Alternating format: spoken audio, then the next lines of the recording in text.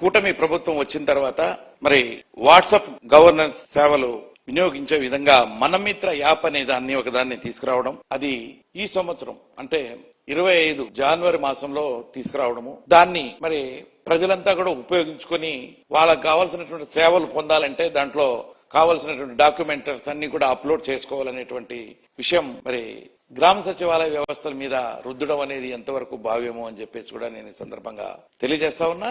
మరి ప్రజలలో దాని ఉపయోగం అనేది చాలా తక్కువగా ఉంది. మరి దాదాపు మరి ఒక 20% వరకే ఉపయోగిస్తా ఉన్నారు. దాదాపు మరి 68% దాకా ఉపయోగించట్లేదు.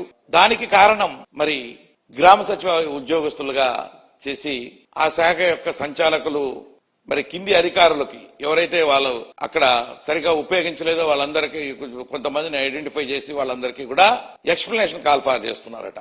అంటే ఎంతవరకు సబబు?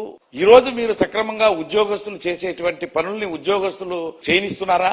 గ్రామ సచివాలయ శాఖతో పాటు ఉన్నటువంటి వాలంటీర్ వ్యవస్థని మీరే రద్దు చేశారు.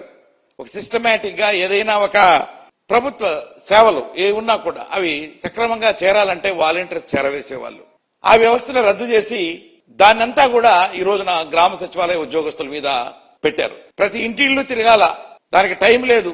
దానికి తగ్గట్టుగా ఒక పండగ సెలవు లేదు, సాధారణ సెలవులు ఏవి కూడా లేవు వాళ్ళకి. దాంతో పాటు ప్రజలు మరి యాప్ను వాడకపోతే కూడా ఉద్యోగస్తులకి మరి వాళ్ళ యొక్క బాధ్యత ఎంతవరకు ఉంటుంది? ఈ విధంగా ఈ రోజున ప్రభుత్వం ఉద్యోగస్తులను వేధిస్తా ఉంది. ఇది మంచి పద్ధతి కాదు. ప్రభుత్వం ఏదో ఆ రోజు చెప్పింది ఎన్నికల సమయంలో, మేము వస్తే ఉద్యోగస్తులంతా కూడా చాలా బాగా చూసుకుంటామని. ఇదేనా మీరు చూసేది? ఉన్నటువంటి ఉద్యోగ వ్యవస్థలో అందరినీ చాలా మందిని ఇళ్లకు పంపించి కొంతమంది మీద ఆ భారం అంతా మోపి వాళ్ళ పని కాకపోయినా కూడా ఈ పని మీరు సక్రమంగా చేయట్లేదు, అది చేయట్లేదు, ఇది చేయట్లేదు అని చెప్పేసి వాళ్ళని బాధ్యులు చేయడమా, మీరు ఉద్యోగస్తుల్ని మంచిగా చూడడం అనేది నేను క్వశ్చన్ చేస్తా ఉన్నా ఈ రోజు ప్రభుత్వాన్ని. వాళ్ళలో ఉండేటువంటి భయాల్ని పోగొడుతున్నారా మీరు? అక్కడికి వెళ్లి ఎంత చెప్పినా కూడా వాళ్ళ దగ్గర జరిగినటువంటి వాళ్ళ యాప్ల ద్వారా మోసాలు జరుగుతున్నాయి. కొంతమందికి బ్యాంకులలో డబ్బు కూడా పోతా ఉంది. ఆ డబ్బు ఏమన్నా ప్రభుత్వము మీ అలాంటి నొక్కినప్పుడు, మీరు యాప్ వాడినప్పుడు మీకు ఏదైనా ఫైనాన్షియల్ గా లాస్ జరిగితే ప్రభుత్వమే అండగా ఉండి మేమేమన్నా డబ్బు ఇస్తామని మీరేమన్నా హామీ ఇస్తున్నారా? ఏ విధంగా ప్రజలు ముందుకు వస్తారు?